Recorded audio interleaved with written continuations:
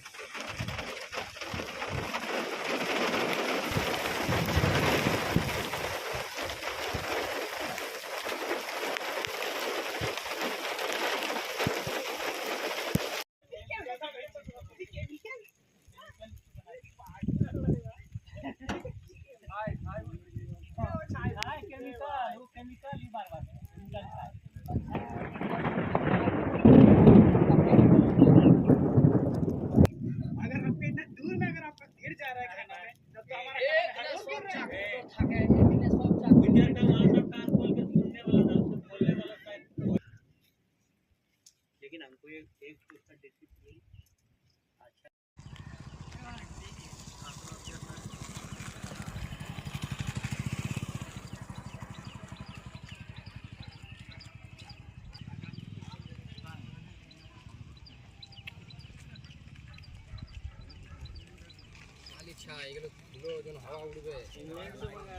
উদ্ভিদকে সিদ্ধান্ত নিতে হবে সে মাথা উঁচু করে বাঁচবে না আত্মসমর্পণ করবে। যদি মাথা উঁচু করে বাঁচতে হয় তাহলে তৃণমূল কংগ্রেসে থেকে মাথা উঁচু করে বাঁচা যাবে না।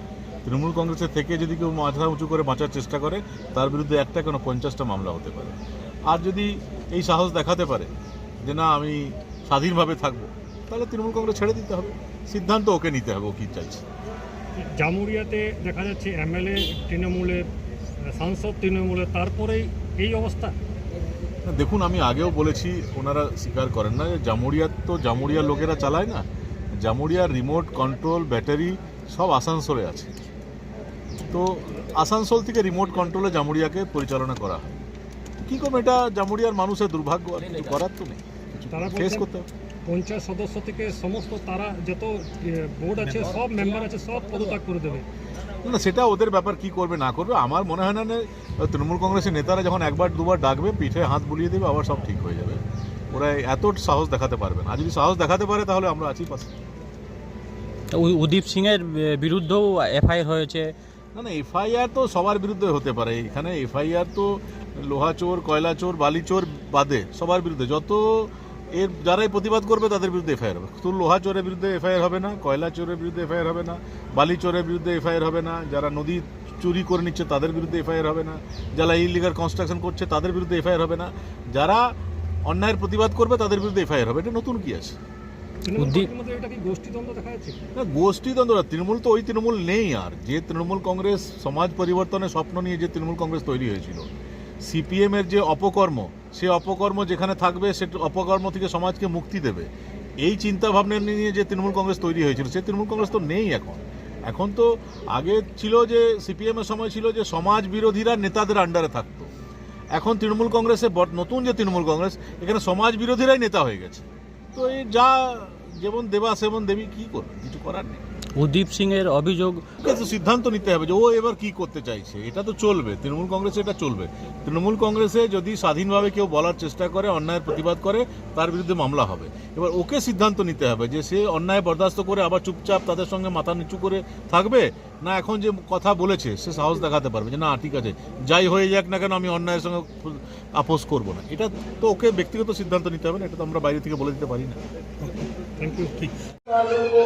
এখন আমি ইনকোয়ারি করি নাই, আমি জানি নাই। এই আপনি কথা বলছেন, আমি ইনকোয়ারি করব, তারপরে দেখব। না, এইরকম একটা ঘটনা হয়েছে, এফআইআর হয়েছে। উনি প্রেস কনফারেন্স করে বলেছেন যে পার্টি যদি আমার সঙ্গে না থাকে, জামুরিয়া ওসি নাকি ওনার বিরুদ্ধে কোনোরকম যে পদক্ষেপটা নিয়েছে, কোনোরকম এনকোয়ারি না করে পদক্ষেপ নিয়েছেন। তিনি ধর্নাও বসবে বলেছেন। ঠিক আছে, উনি বলেছেন, তো আমি তো বলছি কি আমি ইনকোয়ারি করব, জামুরিয়া ওসির সঙ্গে কথা করব, কী ব্যাপার আছে আমি পুরো ব্যাপারটা জানি না। ইনকোয়ারি করে আপনাদেরকে বলবো।